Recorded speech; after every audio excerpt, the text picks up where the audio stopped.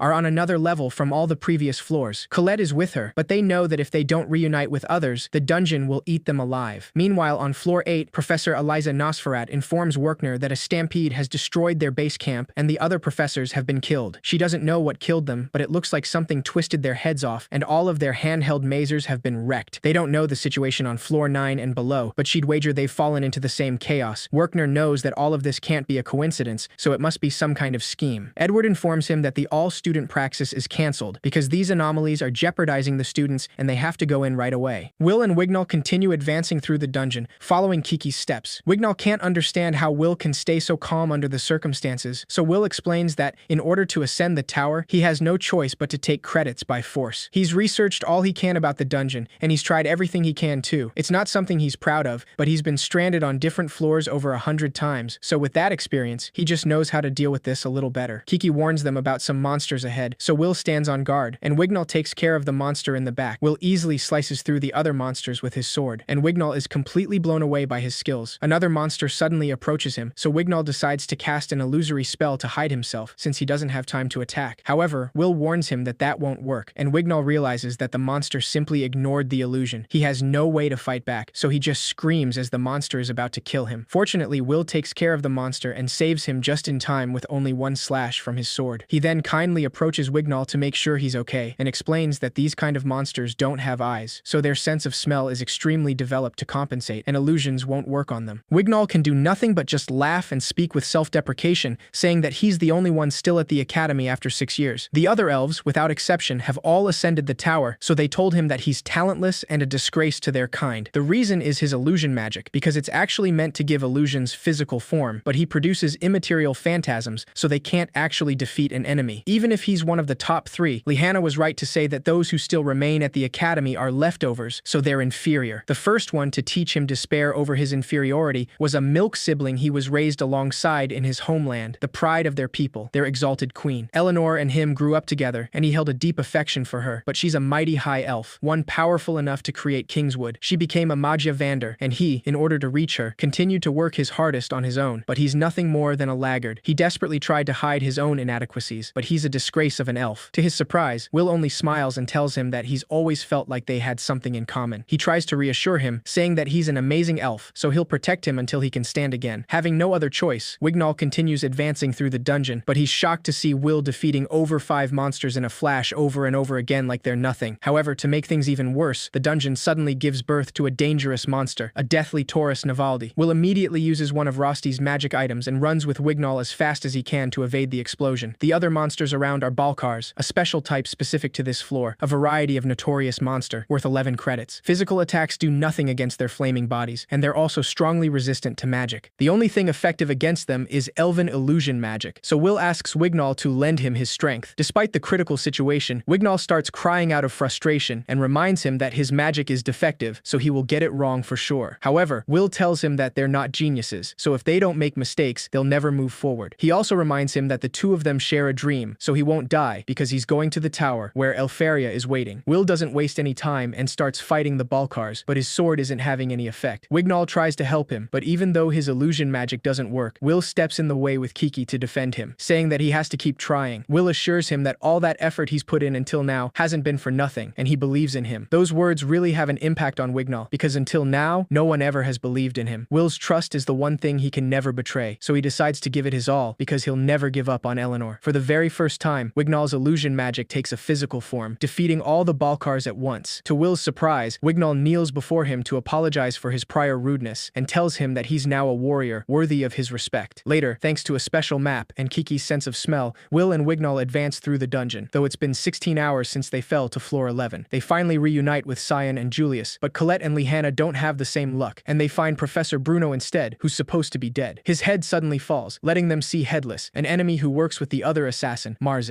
Headless crushes Bruno's head and informs the girls that they're just their average villains, and they want to destroy the false sky. Just after saying that, Headless throws an attack to slice their heads off, but Will suddenly steps in the way to save them, saying that they found them thanks to the crystals Colette was leaving behind. Headless mentions that it wants to add their heads to its collection, but Marze drags it away, saying that they have to go grab the goods, so there's no time for this. Feeling a little disappointed, Headless decides to let Duke take care of them, so it uses the Mage Queen's secret transportation magic to summon the monster that appeared on floor 10, an evil Grand Duke, worth 270 credits. The group immediately retreats to think about a strategy, but they're all utterly exhausted, battered, and in the worst sort of irrational situation. Despite this, Will tells them that their only recourse is to slay the Grand Duke, because when a lord of baron rank or higher is present, the evil-type monsters establish a domain that can span across multiple floors. But if they take out the lord, they lose their leader, which should open up a way for them to escape. Wignall decides to trust him, and Lihanna realizes that she was mistaken from the beginning, because Will wasn't meant to be their shield, and he was meant to be their leader instead. Everyone puts their trust in him, and Will convinces Julius to help them, saying that he'll teach him a secret magical trick of Elfaria's. This trick allows Julius to cast advanced spells with long incantations thanks to the doubles he creates with Ars Vice. While he does that, the others simply act as decoys, keeping the Duke occupied until Julius begins his bombardment. Everyone follows Will's strategy, and even though the Duke blocks Julius's bombardment, the effects of the ice slows its wings, so Lihanna jumps into action. With her high-speed maneuvering, she's able to slip into close quarters striking range. However, the enemies from before apparently inscribed a spell in advance to create a barrier around the Duke. As soon as she makes contact with it, the barrier turns into offensive mode, so Will quickly moves Lihanna out of the way, and Kiki casts a magic barrier to protect them. Despite this, the attack is so strong that it even breaks through Kiki's barrier, and it completely destroys Will's goggles. Will enters a state of shock after this, and he only snaps out of it after Cyan beats him up. When he sees that Lihanna and Wignall are risking their lives to buy them some time, he immediately runs straight to the Duke to fight it, despite how terrified he is. Everyone joins the battle, fighting with all their strength, but no matter what they do, it isn't enough to defeat such a beast. Will soon realizes that a wand isn't enough to defeat it, and a sword can't slay it. Just then, Rosti remains hidden and throws a crystal at Will, hoping that he remembers, and saying that it's a wand and a sword. Will picks up the crystal, and the memories suddenly flood his mind, making him remember the words from a woman who said that one day, wand and sword will meet and join. He immediately grabs his sword and asks Cyan to use his magic on it. Cyan's fire fuses with Will's sword, leaving everyone in shock, and for a moment, Will's field of vision turns red, and strength wells up inside him. The torrent of power rushing through him prompted him, and before he knows it, he invokes its name, Ignis Weiss. With only one slash of his sword, Will completely cuts the Grand Duke in half. The sword goes back to normal right after that, and it's clear to everyone that Will defeated the Grand Duke himself. However, he doesn't have any strength left, and a horde of sentinels and guards suddenly attacks. Werkner and Edward see everything through Kiki's crystal, so they try to hurry to the place. It's impossible for them to make it in time, but to everyone's surprise, a powerful mage uses a high-level annihilation spell to defeat them all at once. The professors arrive right after that, and everyone immediately recognizes that powerful mage as Aaron Mysterious Old King, the king of the Magia Vander and the most powerful of the wands. Aaron tells them that they have fought well, and the whole group is thrilled to have his praise, because even elves tremble with elation in his presence, and everyone worships him. While everyone is fixated on the Soul Sovereign, Will's eyes are drawn to a boy in his group. This boy actually approaches him and introduces himself as Finn, saying that he's surprised to see that the sword still lives. In another scene, we see that Marzi and Headless managed to retrieve a special sword, so they actually have cleared their mission. And so, the all-students praxis came to a close in an unprecedented manner. There were 11 fatalities, all of them academy professors, and thanks to the efforts of the surviving faculty, there were no student casualties. The school put out a call for any information on the instigators behind the incident, but it has yet to produce any leads. Even though they're still unable to wipe the bad taste from their mouths, the survivors begin their respite. Will is still thinking about the feeling he got when he met Finn, and the girls tell him that he must be part of the Finn tribe. Though their kind can't use magic, over many generations, the little people have gained extensive knowledge of the dungeon. They've had a contract with the tower since the age of the Mage Queen, so they aid them as guides, helping to cover new ground in the labyrinthine dungeon. It's said that without their help, they couldn't reach the deeper floors. Several days later, we see that Finn meets with Cauldron after an expedition where he reached floor 49. He gives her the weapon from the report, the Mage Slayer, the same sword Mars and Headless had retrieved. It is torn to pieces now though, and Finn explains that they ran into an unsavory group on floor 40 and immediately clashed. They killed around 20 of the expedition's high mages, so they took care of them, but he's willing to wager that Mage Slayer wasn't created by the dungeon naturally, which means they're most likely experimenting down there. They began collecting materials deep in the dungeon. Then, by combining different pieces, they created this weapon. Finn mentions that Aaron ordered him to go back into the dungeon to investigate, so he'll leave analyzing that weapon to her. Cauldron accepts the request, but Finn then changes the topic and asks her why she didn't tell him anything about Will, since swords are supposed to be his territory. Cauldron explains that Will actually yearns for a wand, and he intends to ascend the tower to become a Magia Vander. This information surely takes Finn by surprise, because he's never heard of a sword aiming to become a wand. Finn decides to entrust Will to all of them for a little longer, but he warns her that he'll be sticking his nose in from now on. 2 months after the incident, some of the students still haven't come to terms with what happened, but the school year is once again coming to a close. Werkner informs them that for the 6th years, it's time for their actual final exams, so today commences the first day of their graduation exams. 2 months after the all-student praxis, Will and the others finally face the Nabarus. This time, now that everyone has recovered, they're able to defeat it in no time by working together, and Will gives the final strike to take it down, saying that he'll keep moving forward with everyone else. The day before the final day of graduation exams, the professors see that Will has a perfect score in every subject. They even checked his previous exams multiple times, and there's no mistake. They're still grading, but he hasn't made a single error. Even Lihanna has missed her chance at a perfect run, so the results are just shocking. The professors start thinking that Will just might do it, as surprising as it sounds, because the book learner could actually pass, fully clearing on writing and praxis, and he may make an unprecedented ascent to the tower. Edward hears all of this, and he clearly doesn't like it in the slightest, but he doesn't say a word for now. Werkner is grading another of Will's exams, and he's thrilled to see that he got another perfect score. Eliza approaches him to tell him that it seems the student he took under his wing is about to have his dream come true, which is truly wonderful. Werkner clarifies that he still has one more exam to go, and they never know what may happen before the end. Leaving that aside, Eliza asks him where this book learner everyone is talking about is, and Werkner lets her see that Will is, of course, studying right now. In the Rigarden Magical Academy study room, Will studies endlessly with Rosti and Colette's company. Rosti is currently working on fixing Will's goggles, and Colette is simply worrying about Will, as always. She knows that he didn't sleep much last night either, and Will admits that he's not fine, but he reminds her that the last written exam is tomorrow, so he can't possibly sleep now. Colette still insists, saying that since they postponed praxis, that's also been happening on top of their final exams. She also mentions that he only just defeated that Nabarus yesterday, and Will clarifies that he was able to get all his praxis credits thanks to Lihanna and the others, so he can't let everyone's kindness go to waste. Colette tells him that that's not what she's worried about though, and Rosti mentions that he's only received a handful of spellwork credits. Will affirms this, and explains that he only got the 5 from his lesson with Professor Edward. The remaining tests are worth 6 credits, and if he can get just one more, he'll be able to ascend to the tower, so he can't let his guard down now. Rosti suddenly plucks a gray hair from his head and tells him that he'll get more of these if he works too hard. Colette immediately protests and asks him what he's doing, but Rosti simply plays dumb and states the obvious, saying that he's plucking gray hairs, since he always does that for Will. Rosti notices how worked up she is over this, so he decides to tease her a little, asking her if she wanted to do it instead. Colette flushes bright red and instantly tries to deny it, but it's clear that she actually wants to do it. In the meantime, at the headmistress's office, Cauldron tells Cyan and Julius that it's very impressive they defeated a floorkeeper amidst their busy schedules, so they've done truly magnificent work. Julius clarifies that he merely got caught up in things, but even without defeating that Nabarus, he'd still be able to ascend to the tower, and yet Colette and the others dragged him into it. Cyan agrees with him and says that they would have been just fine without Julius, because that ice he's so proud of kept melting, and it wasn't much help at all. Julius gets really offended by that, so he reminds him that he hid in the shadow of that no talent, and all he did was pathetically play with fire. Cyan asks him not to insult the flames of the Ulster, and tells him that he's just a show-off of a Rheinberg. Cauldron isn't fazed at all by their bantering, and she is actually kind of amused, so she decides to tease them both by saying that it sounds that the two of them just can't stand to leave Will alone. In the meantime, Wignall and Lihanna walk through the breezeways of the academy. He mentions that with this, both them and Cyan's group have completed all their praxis credits.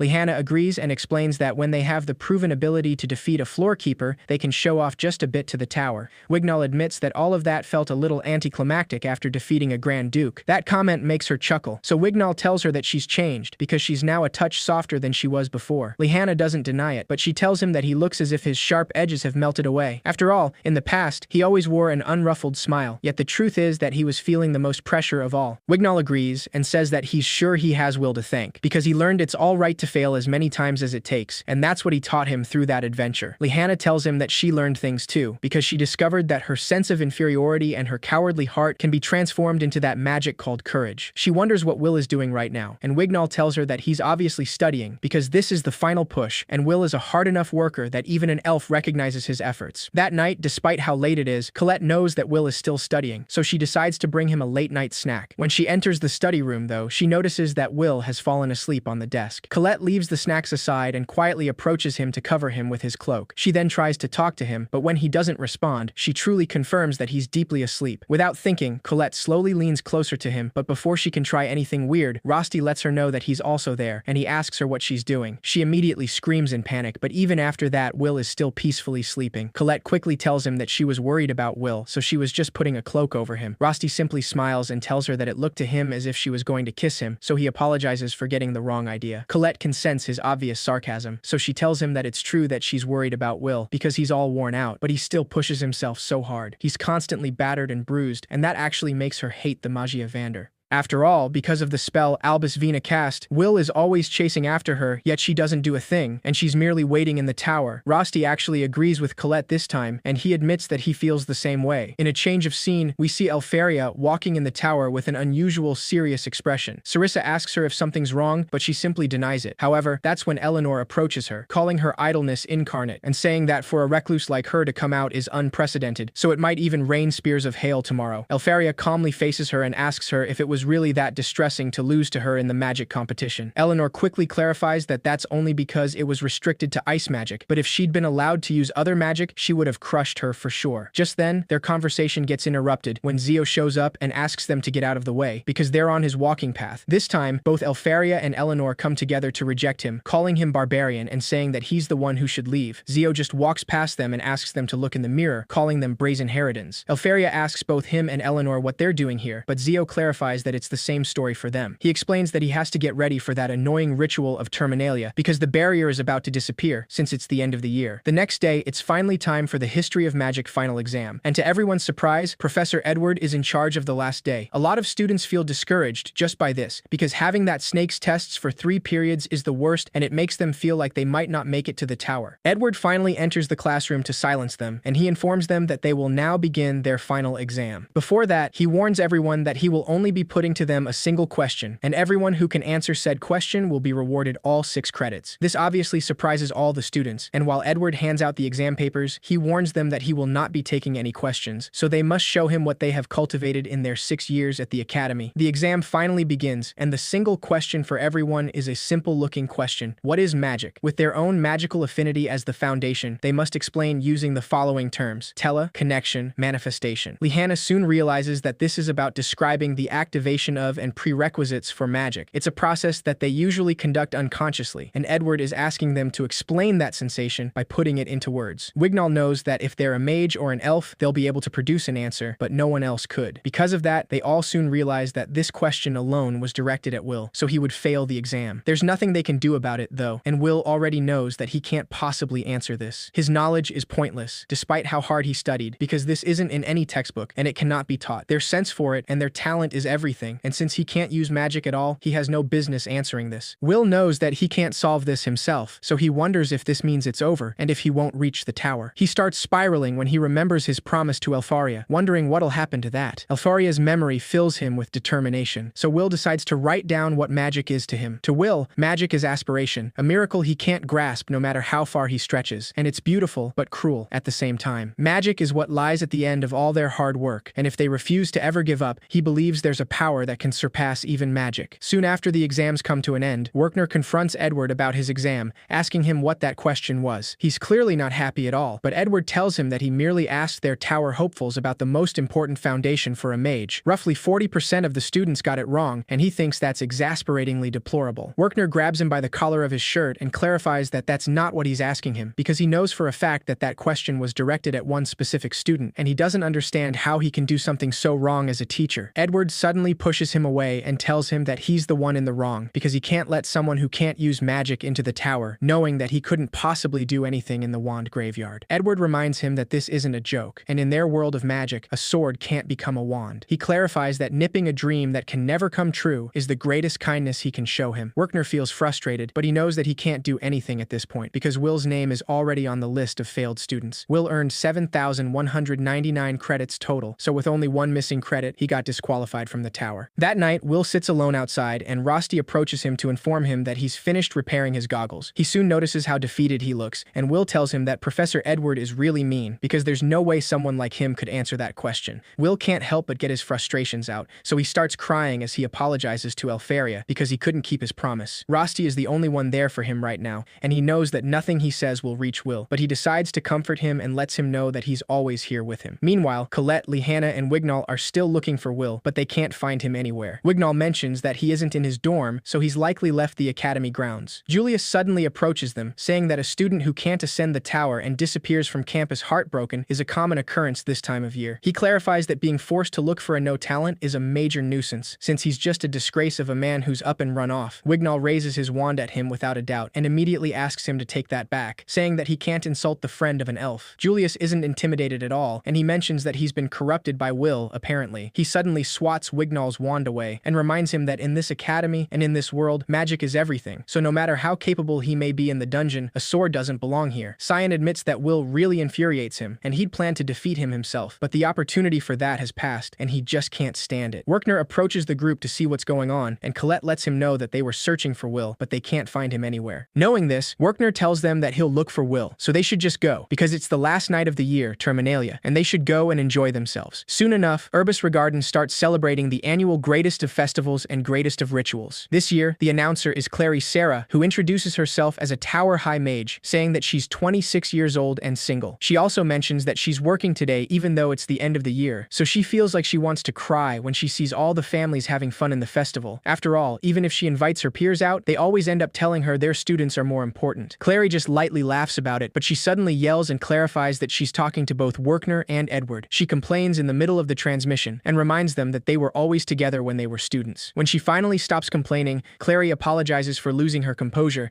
and mentions that before any more of her silliness is broadcast to the whole world, she'll bring them the magnificent sight laid out before her. She explains that tonight is Terminalia, so they're undertaking the reconstruction of the Great Barrier protecting the sky. Long ago, people didn't know of the sky, and this world was locked in darkness. The celestial host destroyed the wide, vast earth, and a great number of lives became a funeral procession. Just when all seemed lost, right at that moment, under their founder Mercedes, 5 great mages sealed off the sky and forced the host to retreat. Clary reminds everyone that that was 500 years ago today, and the Magia Vander's Great Barrier was cast to serve as their sky to this very day, so it has continued to protect them. Iris observes the whole celebration from afar, knowing that the barrier is effective for 1 year's time. Every year, at its close, a new Great Barrier is erected to shroud them, and the dissolving of it would mean their legends becoming reality. That's why everyone is on guard, making sure there's nothing unusual on the ground and no abnormalities in the air either. There are no suspicious shadows or reactions to magic seen, so every situation is all clear and all preparations are complete. A minute before midnight, the Magia Vander begin the barrier celebration, so Clary asks everyone to welcome them with a song of glory. All the people at the festival instantly cheer for them, and Clary says that she's sure some of them must be sunk in despondency, and there must be some trapped in despair. However, she wants them to lift their heads, because they must never forget that even now, the celestial host still targets their world, and this paradise is under a threat even now. That's why, no matter how down they may feel, they must uplift the sky and drive back the wickedness. Everyone in the festival raises their wands to help to support the sky once again, and when the clock strikes 12 a.m., all the Magia Vander use their magic to cast a new great barrier. Cariot uses the flame crown, Elfaria uses the water orb, Zio uses the lightning throne, Eleanor uses the wind scepter, and Aaron offers the earth altar. With their power combined, they cast a supreme spell, the 5 wands Great Barrier partitioning paradise, Vendes Terminalia. Once the spell is completed, people celebrate the new year, welcoming a new world. Just when they thought everything turned out all right, people see weird words written in the air wishing them a happy new year, signed with headless, typical, creepy smiley face. The environment suddenly shifts, but people are completely clueless and confused, so they assume that it's some kind of festival performance. Several magic circles appear in the sky, and dangerous monsters soon begin to descend, bringing chaos and destruction everywhere they go. Somewhere where no one can see them,